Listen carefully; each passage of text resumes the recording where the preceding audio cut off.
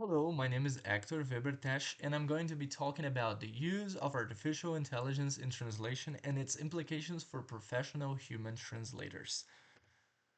So, with the recent leaps in AI technologies development, several human activities and roles start to face the risk of being substituted.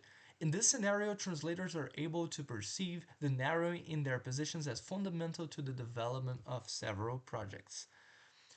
The research question that led into my article writing is what are the implications of NMT translation on human translators' work? So, the literature review for such work was an overview of the machine translation history in the first place, origins and early development of machine translation. So, MT ideas trace back to the 17th century. Practical methods emerged in the 20th century. So, before the 40s, you did not have a real perspective on how to build machine translation systems. But in the 30s, Astroni and Troyansky patented translation machines. But they did not start their production due to the lack of technology they had at the time. After World War II, however, Warren Weaver introduced MT based on information theory. And in 1954, IBM and Georgetown University demonstrated the rule based MT system. It was the first public demonstration of a machine translation system. In the 60s, the ALPAC report ended US funding due to slow progress and low productivity. They did not consider machine translation a profitable activity. MT development continued in Canada, France, and Germany with systems such as Systran and Meteo. In the 80s to the 2000s, expansion and new approaches. In the 80s, the spread of commercial MT systems, e.g., logos and metal, and microcomputers, enhanced the use of MT.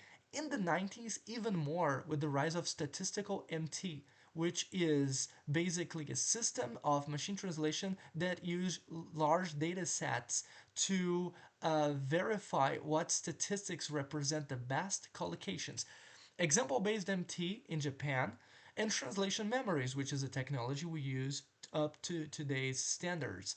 The late 90s to the 2000s, MT used in software localization, email, and websites.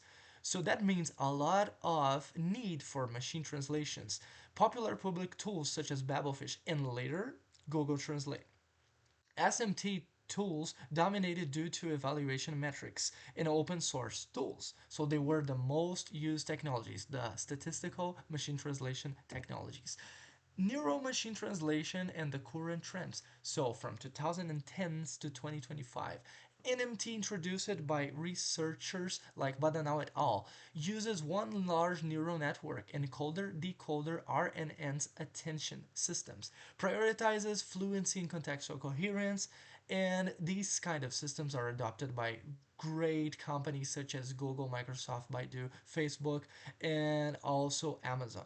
Tools like DeepL, Meta, Amazon Translate, Chat GPT have their expanded access, widespread use of professional and unprofessional contexts.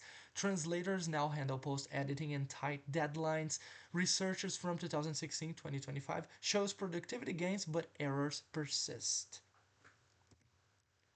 On the methodology, an analytical approach contextualizing the translator's role in the present day and building an accessible way to review the tasks that machines have become capable of in the last few years. So the research papers were limited from 2020 to 2025 in the examples used. So that's due to the need to use more recent and coherent studies and to skip and avoid studies that are not any longer relatable to the technology of NMT. So that's why I limited the publications from 2020 to 2025 only regarding NMT technology uses in different contexts, of course. This study aims to contribute as an accessible overview of the most important NMTs available for the public to enable the reader to build a job market perspective.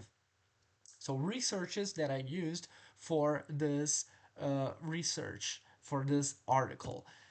NMT technology for literary translation. Bruna Ervatin, a Brazilian, in her undergraduate thesis, used Google Translate, DeepL, and Chat GPT to translate British literature from the 19th century. Pride and Prejudice, Dracula, Frankenstein, Alice's Adventures in Wonderland were the books that she used AI to translate some excerpts from. Non conventional translations occurred, synonym mistakes occurred, and she separately evaluated each of those NMT technologies. And she suggested the use of translation memory since she does not think that NMT is enough to translate literature work properly.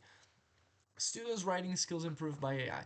Polakov and Klimova in 2023 have tried to enhance students' language acquisition with DeepL translator. So they asked the students to write summaries in English with and without the help of the NMT, and they found enriching the foreign language acquisition situations, and writing skills were enhanced in some cases.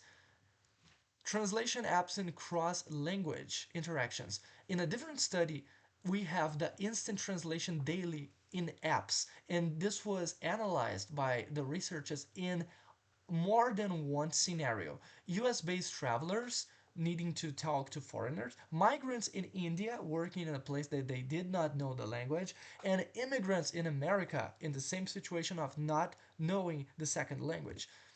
Users of translation apps with NMT, Microsoft's mobile translation app, and Google Translation app, they all had some issues, different issues that are shown in my article.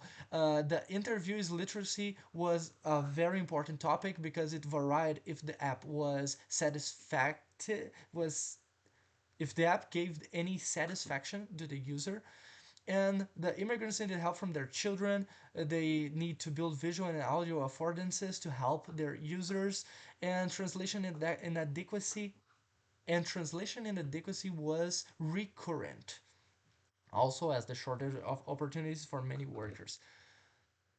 Machines as post editors. In the Farrell 2023 study, ChatGPT was used to translate text and post edit other NMT's translations.